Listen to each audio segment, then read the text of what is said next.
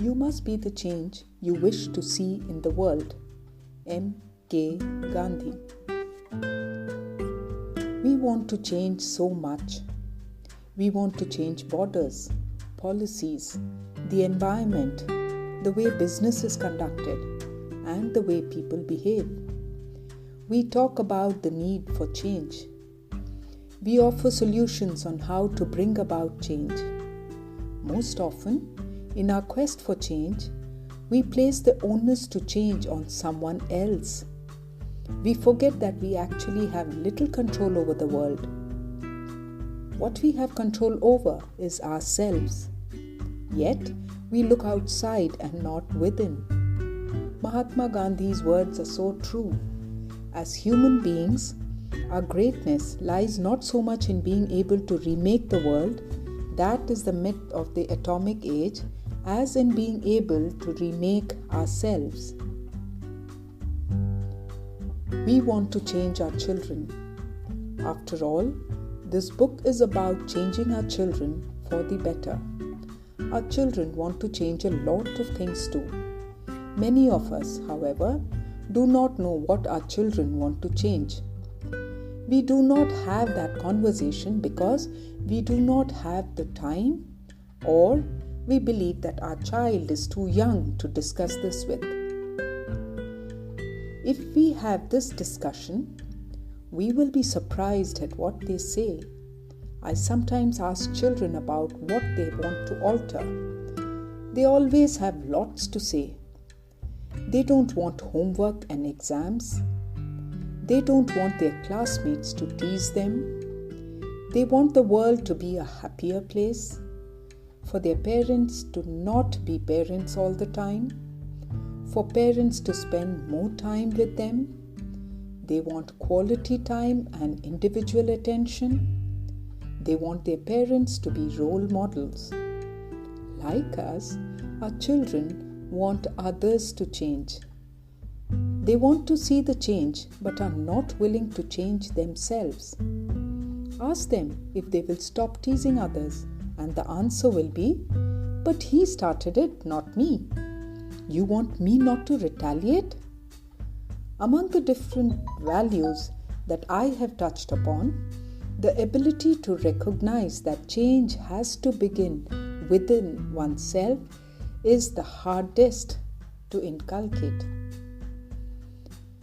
We as parents must first be the change we wish to see in the world and our children. If we do not, we might as well not have this discussion with our children. We hate being criticized, but we criticize our children often. We like to be praised, but how often do we praise our children? We do praise them for winning awards and excelling in academics and sports. But do we praise them for smaller achievements? Do we praise them for good behavior? We take that for granted, don't we? If we stop criticizing them and become lavish in compliments, they will return the favor. We often say to ourselves, "It is so hard to change now. I am so set in my ways." Then, we should not be surprised to hear from our 12-year-old, "I have been doing this for a while.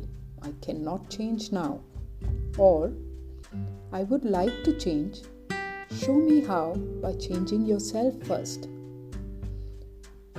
On 2nd October, some years ago, the three of us decided to visit Rajghat. We spent time admiring the tranquility that Rajghat exudes. Mahatma Gandhi is my hero, and I've been waiting for Devang to reach the age when we could start talking about Gandhi's life, his values, and his principles. A visit to Rajghat set the stage for our discussion. Gandhi changed himself and in the process changed the world. For him, truth and ahimsa were guiding principles that he adhered to his entire life. Setting an example is not the main means of influencing others. It is the only means, said Albert Einstein. A lady once brought her son to Gandhi. She was worried that he ate too much jaggery and that it would damage his health. She requested Gandhi to counsel her son about this. Gandhi paused for a moment and then asked the lady to bring her son back after a few days.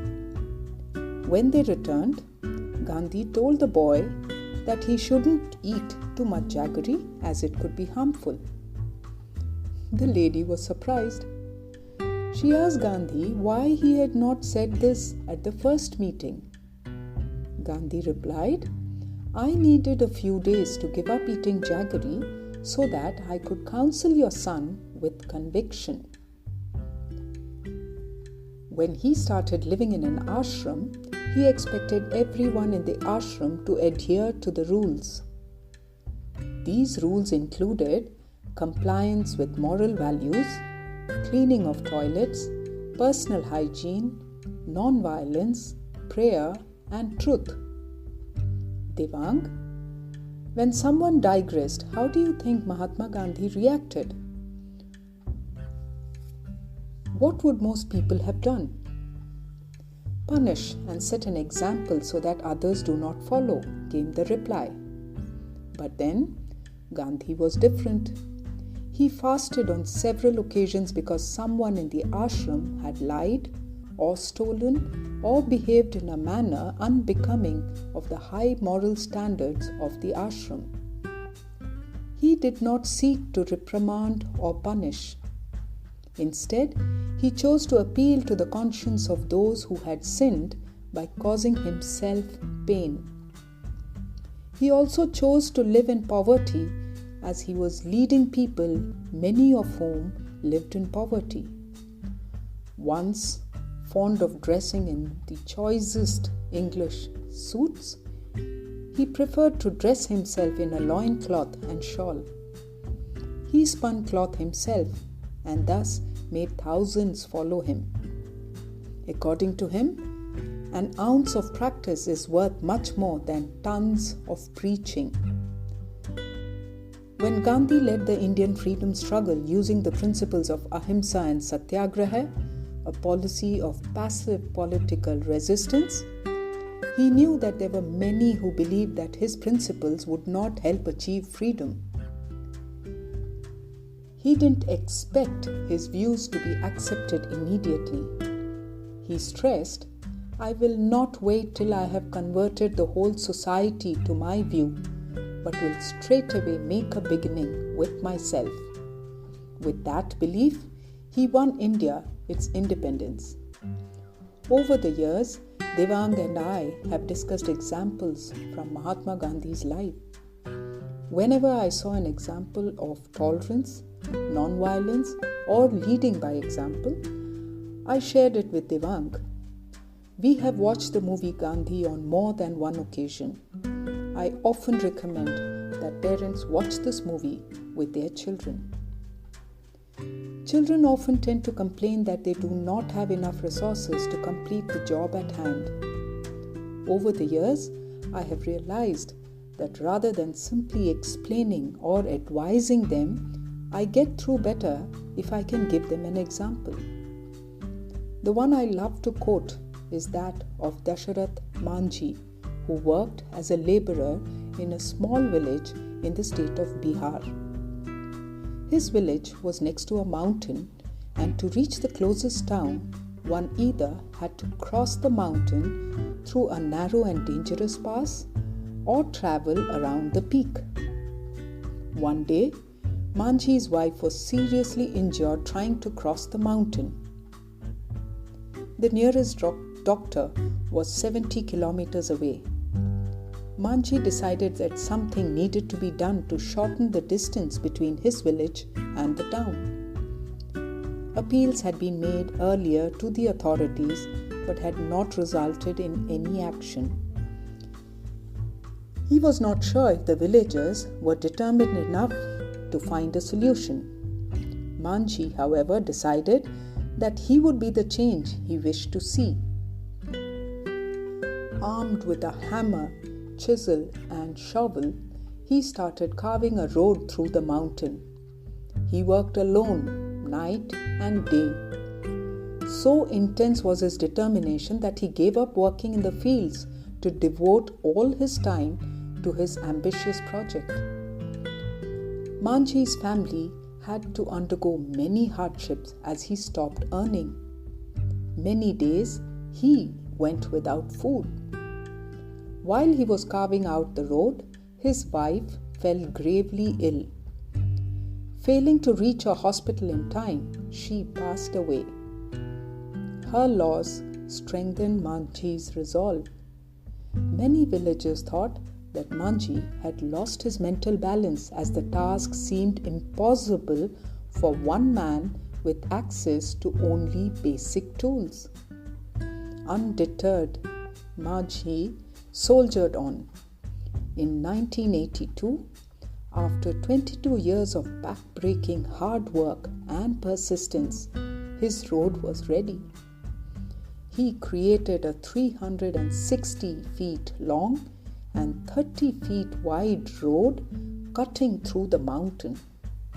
The path, which used to be only a foot wide, now allows cycles and motorcycles to pass and has transformed the life of villagers, not just in the village but also 60 other villages.